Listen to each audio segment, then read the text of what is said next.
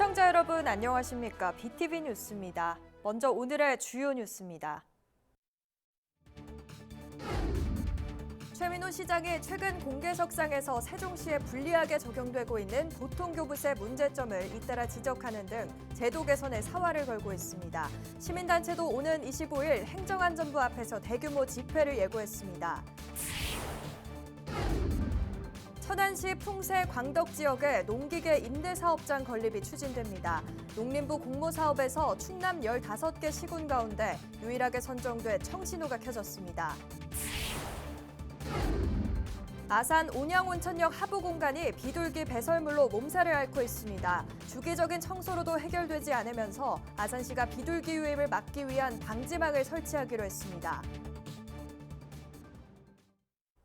부동산 경기 침체로 세입 기반이 무너지면서 전국 광역시도 중 채무 비율이 가장 높은 세종시가 내년에 또다시 700억 원이 넘는 빚을 내기로 했다는 소식 앞서 전해드렸는데요. 예산 운영이 한계에 직면했다고 판단한 세종시가 정부에서 내려주는 보통교부세 추가 확보에 사활을 걸고 있습니다. 시민단체도 이달 말 대규모 집회를 예고했습니다. 김후순 기자의 보도입니다. 지난달 20일 세종시를 대상으로 열린 국회 행안위 국정감사. 이 자리에서 최민호 시장은 세종시가 기초와 광역 사무를 동시에 수행하고 있음에도 기초분의 교부세를 제대로 받지 못하고 있다며 국회 차원의 제도 개선을 호소했습니다. 세종시가 국가 균형 발전의 핵심 축이자 행정 수도로서 온전히 기능할 수 있도록 제주도와 같이 교부세 정률제 도입 등 실효성 있는 재정 지원 방안이 조속히 마련되고 이를 반영하기 위한 세종시법 개정이 이루어질 수 있도록. 이후 지난 5일 국민의힘 지도부가 가진 충청권 지역 민생 예산정책협의회에서도 보통교부세 문제를 집중적으로 언급했습니다.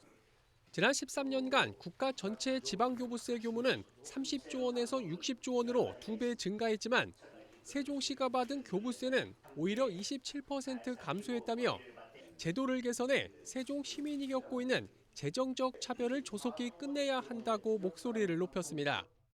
1인당 세금 부담은 1인당 217만 원으로 전국에서 5위에 해당하는 세금을 부담하면서 세출 예산은 1인당 507만 원으로 전국에서 광역자치단체 꼴찌입니다. 국민들은 어느 지역에 살든 간에 거의 비슷한 평준화된 혜택을 받아야 된다, 재정상에. 그 대원칙에 입각해서 우리 세종시의 교부세 제도를 다시 한번 재조명해야 될 때가 왔는데, 세종시는 이러한 보통교부세 산정의 불합리성을 해소하기 위해 세종시법 개정 작업에 착수했습니다. 시민단체는 정치권과 정부를 상대로 압박 수위를 높이고 있습니다. 세종시 국정감사 때 행안위 소속 의원들에게 건의문을 전달한 데 이어 오는 25일엔 대규모 집회를 예고한 상태입니다. 11월 25일 날 11시에 거기서 대규모 집회를 하는데 그날 단식과 삭발식 이거 하려고 지금 남부경찰서에 집회 신고를 해놨습니다. 부동산 경기 침체 등의 여파로 당분간 세종시의 세외 수입이 크게 개선될 여지가 없는 상황에서 지자체와 시민단체 모두 그동안 불이익을 받아온 보통교부세 추가 확보에 사활을 걸고 있습니다. BTV 뉴스 김우순입니다. 세종시의회가 예산을 전액 삭감했지만 시민들의 자발적 참여로 세종시 비트리 축제가 올해도 열립니다. 세종시 비트리 축제 시민추진단은 지난달 말 결성식을 갖고 오는 22일부터 12월 31일까지 39일간 이응다리 남측 광장 일대에서 축제를 진행한다고 밝혔습니다. 시민과 기업, 교회가 함께하는 이번 축제는 대형 성탄트리와 빛터널, 버스킹 공연, 크리스마스 마켓 등 다채로운 행사로 세종의 겨울밤을 밝히게 됩니다. 축제 재원은 시민 모금으로 마련되며 10일부터 본격적인 모금 활동이 진행될 예정입니다. 천안시 농업기술센터가 농림축산식품부 주관 2026년 농기계 임대사업소 설치 지원 사업 공모에서 충남 15개 시군 가운데 유일하게 선정됐습니다. 이번 선정으로 시는 국비 4억 5천만 원을 확보해 풍세 광덕 지역에 새 임대 사업장을 건립할 계획입니다. 새 사업장은 약 2,970제곱미터 부지에 조성되며 농기계 보관과 정비시설, 예약 관리 시스템 등을 갖춰 농작업 지원 거점 역할을 하게 됩니다. 아산시가 비둘기로 골머리를 앓고 있는 온양 온천역 하부 공간에 비둘기 방지망을 설치합니다. 이는 비둘기 배설물로 인한 불편을 줄이기 위한 조치로 시는 현재 설치된 그물망 대신 철망을 설치해 하부 공간의 비둘기 유입을 차단할 계획입니다. 이를 위해 시는 국가철도공단과 협의를 마쳤으며 이달까지 방지망 설치를 완료할 계획입니다. 한편 아산시는 지난 2021년 역 하부 공간에 비둘기 접근을 막기 위해 그물망과 착지 방지 시설을 설치했지만 큰 효과를 거두지 못했습니다.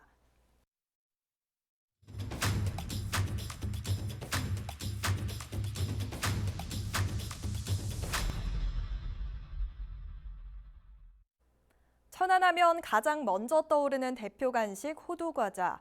작은 한 입 속에는 90년의 시간과 정성, 그리고 수많은 사람들의 추억이 담겨 있는데요. 지역 특화형 연속기획 보도로 천안의 맛 호두를 준비했습니다. 먼저 천안의 역사와 함께 자라온 호두과자, 그 특별한 인연을 송용환 기자가 소개합니다. 천안의 관문인 천안 나들목으로 향하는 만남로. 도로를 따라가다 보면 한 집 건너 한 집마다 호두과자 가게가 줄지어 서 있습니다. 현재 천안에서 운영 중인 호두과자 전문점은 70여 곳. 일부 업체는 연간 100억에서 200억 원의 매출을 올릴 정도로 단순한 간식을 넘어 천안 외식 산업의 중요한 한 축으로 자리 잡았습니다. 천안과 호두과자의 인연은 90여 년 전으로 거슬러 올라갑니다. 1934년 천안역 앞 한 제과점에서 처음 만들어진 호두과자. 잘게 부순 호두와 달콤한 팥소를 넣어 구운 작은 빵은 출시와 동시에 큰 인기를 끌며 새로운 간식 문화를 열었습니다. 그 당시에는 제가 듣기로는 어떻게 보면은 우리나라 최초로 이게 찍어내는 과자를 만든 거거든요. 근데 신기하기도 하고 많은 사람들이 이제 되게 먹고 싶어하는 그런 대표적인 과자였죠. 호두과자가 전국적으로 이름을 알리게 된 데에는 홍익회의 역할이 컸습니다. 기차 역사 안팎에서 판매되며 자연스럽게 기차를 타면 먹는 간식으로 떠올랐습니다. 천안역이 곧 호두과자가 전국으로 퍼져나가는 출발지인 셈입니다. 원래 유명한데 천안 들리면은 의뢰에 하나씩 들고 가요. 네. 천안하면 호두과자지 물론. 선물도 막 사가지고 가고 그래요. 선생님도 그런 기억 있으세요? 아니 나도 당연히 그런 게 있죠. 주로 어디다가 혹시 어떤 분들한테? 그거 방문할 때 가서 주기도 하고 맛있잖아요. 여행길의 설렘 속에서 나누던 호두과자는 천안의 맛을 대표하는 상징으로 자리했습니다. 이곳에서 시작한 작은 빵 호두과자는 이제 모두의 추억이 됐습니다. 천안과 호두과자, 그 인연은 여전히 맛과 이야기로 계속되고 있습니다. BTV 뉴스 송용환입니다. 한 알의 호두에서 시작된 천안의 빵 호두과자. 이번에는 90년 전통의 호두과자가 어떻게 시작됐는지 송용환 기자가 계속해서 보도합니다. 천안을 넘어 전 국민의 대표 간식이 된 호두과자. 밀가루 반죽에 호두를 넣어 구운 제조 방식은 엄연히 빵입니다. 유명 빵집이 있는 대전이나 군산보다도 천안 빵의 역사는 더 깊습니다.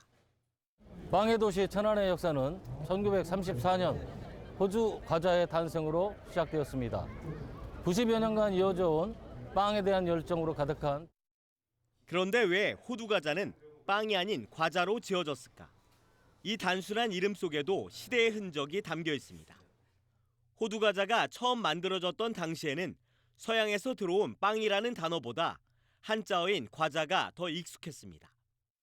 너무 많은 사람들이 배고리를 그때는 할 때였거든요. 그래서 밥도 좋지만 이제 아무나 먹을 수 있는 먹거리를 만들어 보자 해서 간식류를 만들기 생각하신 거죠. 그래서 과자를 만들게 되신 거예요. 그 당시에는 빵이라는 개념도 없었거든요. 많은 음식에 원조 논란이 있지만 호두 과자만큼은 예입니다. 1934년 조기금, 신복순 부부가 시작한 호두 과자. 바로 이곳이 원조입니다. 호도 과자라는 명칭도 상표권이 등록돼 있어 이곳에서만 쓸 수 있습니다. 생과자 기술자였던 조기금 씨가 당시에도 지역 특산물이었던 천안 호두를 활용한 새로운 간식을 고안한 게 시작입니다.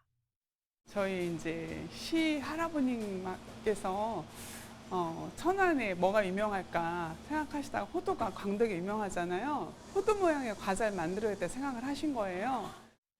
세월이 흘러 3대에서 4대로 이어졌지만 그 맛과 전통을 지키려는 본질은 변하지 않았습니다. 호두과자 하나를 만들더라도 앙금이 들어가는 비율, 반죽이 들어가는 비율, 호두가 들어가는 비율, 요거에 대한 이제 품질 관련해서 얘기를 많이 들었습니다. 90년의 세월을 넘어 한결같이 지켜온 달콤한 전통. 호두과자는 세대를 넘어 이어지는 천안의 맛이자 천안의 역사입니다. BTV 뉴스 송용환입니다.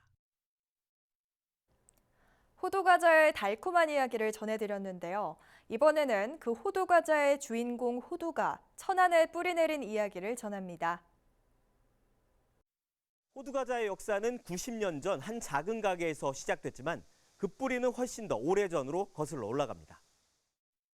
천안은 우리나라에서 호두가 처음 재배된 호두 시베지입니다.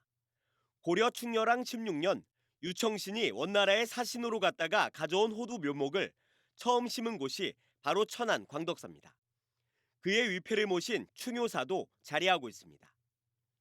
우리나라에도 호두나무를 심었으면 좋겠다는 그때서 호두 알하고 호두 나무를 갖고 오셨습니다. 그래서 호두 알맹이는 유청신 그분의 집 안에 심고 또 나무 묘목은 이 천년고찰 광덕사 경내에 심게 돼서 지금까지 이렇게 맥을 이어오고 있습니다.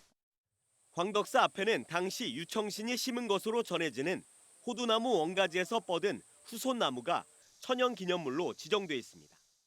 네, 원래는 한 700년 정도 돼요. 그런데 그 원가지는 죽고 이제 격가지가 나와서 한 440년 정도 수령을 갖고 있습니다. 지금도 많은 열매가 달린다는 광덕사 호두나무.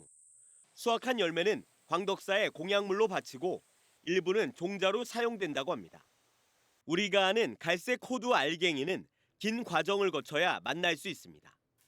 수확한 뒤 껍질을 벗기고 세척한 다음 햇볕에 말리고 선별 작업을 마쳐야 비로소 고소한 호두가 완성됩니다. 되게 바쁘지 여기 지금. 호두 따야지, 또 저거 발라야지, 또 말려야지, 또 이것도 담궜다 까서 또 말려서 나가려니까 엄청 힘들지. 천안의 호두 생산량은 전국의 10%에도 미치지 않지만 천안 호두는 여전히 명성과 품질로 유명합니다. 현재도 지리적 표시제에 등록돼 있으며 그 이름값을 이어가고 있습니다. 어느 지역보다 천안 호두 우수성은 맛있다는 거, 고소하다는 거. 그래서 어느 제품보다 특이하다는 거. 그래서 유래가 깊으니까 그래서 천안 호두가 계속 유명한 거예요. 천안에서 호두는 단순한 열매가 아닙니다. 700년 역사의 상징이자 농가의 생계이자 지역의 자부심입니다. 천안 호두는 과자 속 알맹이를 넘어 한 도시의 시간을 지켜온 뿌리입니다. BTV 뉴스 송용환입니다.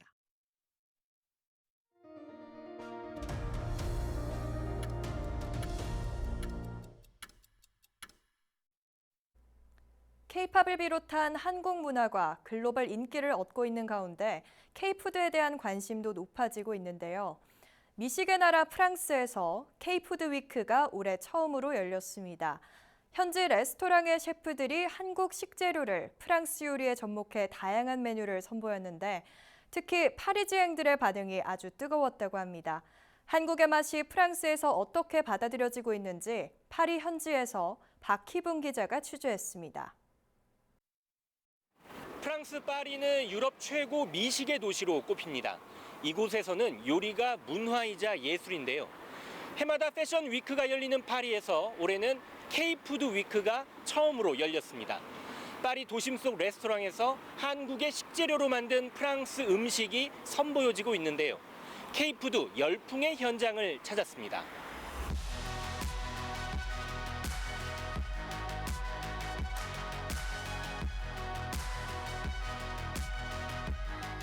수십 년 동안 프랑스 전통 요리를 선보이며 파리 미식가들 사이에서 맛집으로 소문난 레스토랑입니다. 점심 식사를 준비하는 셰프들의 손길이 분주합니다. 싱싱한 오징어에 김치가 볶아지면서 불맛까지 더해집니다. 한국 전통 발효식초에 버무린 채소를 곁들여 흑미밥 위에 플레이팅하면 새로운 요리가 탄생합니다.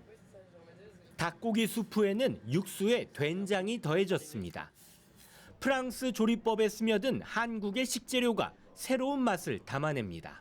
De faire quelque chose de nouveau, qui nous sorte un peu de notre confort habituel et surtout découvrir des produits et imaginer comment on peut les intégrer à notre cuisine à nous pour faire quelque chose pour faire voyager notre clientèle. 단골 손님들은 한국의 맛이 입혀진 새로운 음식 매력에 푹 빠졌습니다. Moi j'ai découvert des nouveaux aliments et donc très intéressant en termes d'harmonie des saveurs. Mais il faut que je retienne le nom pour la prochaine fois. J'aime beaucoup la cuisine coréenne d'habitude et je trouve que là le plat est vraiment très savoureux, les produits sont bien intégrés dans un plat typiquement français. 파리 도심 속 고급 레스토랑에서는 한국의 비빔밥이 프랑스식 해석으로 재탄생했습니다. 비빔밥 재료에 달걀 노른자까지 밥 안에 채운 뒤 겉을 바삭하게 튀겨낸 전식. 본식인 소고기 스테이크에는 김치와 고추, 간장을 일주일 동안 숙성한 소스가 곁들여집니다. 손님들 반응이 좋아 레스토랑 정식 메뉴로 준비 중입니다. Les produits phares, le bibimbap, le kimchi, donc vraiment pouvoir utiliser ces marqueurs-là. Et donc un vrai challenge que j'ai accepté, qu'on a relevé, et le retour client fait que ça nous conforte dans l'idée de pouvoir continuer cette expérience. 저녁 시간이 되자 파리의 거리가 더 붐비기 시작합니다. 젊은 파리지앵들이 많이 찾는 바에서 열린 생일 파티. 20대 파리지앵들이 참깨와 고추장 소스를 곁들인 치킨 버거를 막걸리와 함께 즐깁니다. 낯선 듯 익숙한 매운맛, 또 바삭한 식감에 자꾸만 손이 갑니다. C'était vraiment bon, c'était croustillant comme il fallait et la sauce, elle était épicée mais on n'est pas agressé quoi, elle est vraiment, elle est douce. Donc c'était très bon. Dans un bar comme ça, on n'a jamais fait, donc c'est très cool, c'est très sympa. 한국농수산식품유통공사 AT가 현지에서 처음으로 개최한 K푸드 위크에는 파리를 포함해 마르세유, 보르도 등 프랑스 전역의 24개 외식업체가 참여했습니다. 김치와 장류, 식초 등 전통 발효식품과 주류까지 다양한 한국 식재료를 활용해 프랑스식 고급 요리로 선보여졌습니다. 무엇보다도 현지인들의 반응이 뜨거워 메뉴 상당수는 레스토랑에서 지속적으로 판매할 계획을 세우고 있습니다. 입맛이 까다롭기로 유명한 프랑스인들로부터 K푸드의 저력을 인정받은 셈입니다. K푸드 위크를 일주일 동안 운영한 다음 원하는 레스토랑들은 새롭게 개발한 이 음식을 고정 메뉴화해서 조금 더 소비자들에게 가깝게 다가가고자 하고요. 내년 한불수교 140주년을 계기로 이 행사를 조금 더 개선해서 발전할 계획입니다. 세계 미식의 중심 파리에서 열린 K푸드 위크. 한국의 K푸드 문화가 세계인 입맛의 새로운 기준으로 자리 잡고 있습니다. 파리에서 BTV 뉴스 박희붕입니다.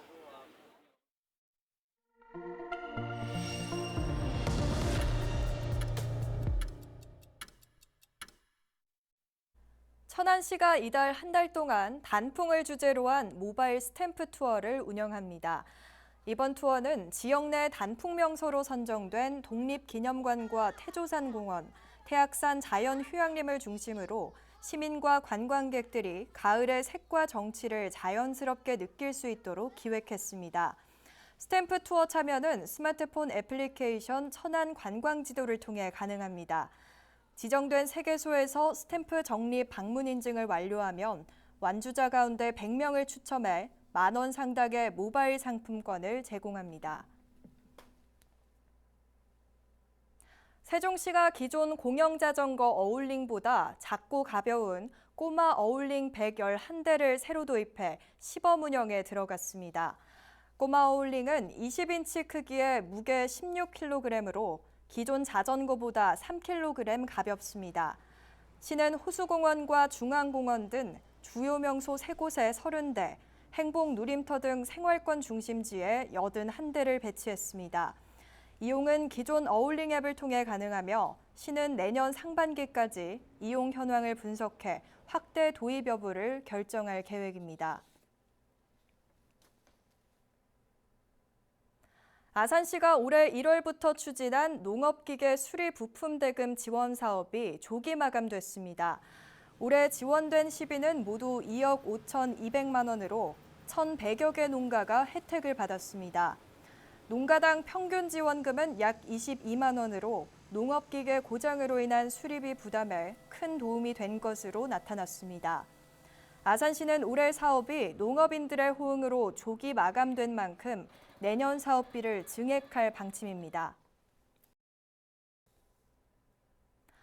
천안시가 다음 달 11일까지 내년도 청년 농업인 영농 정착 지원 사업 대상자를 모집합니다.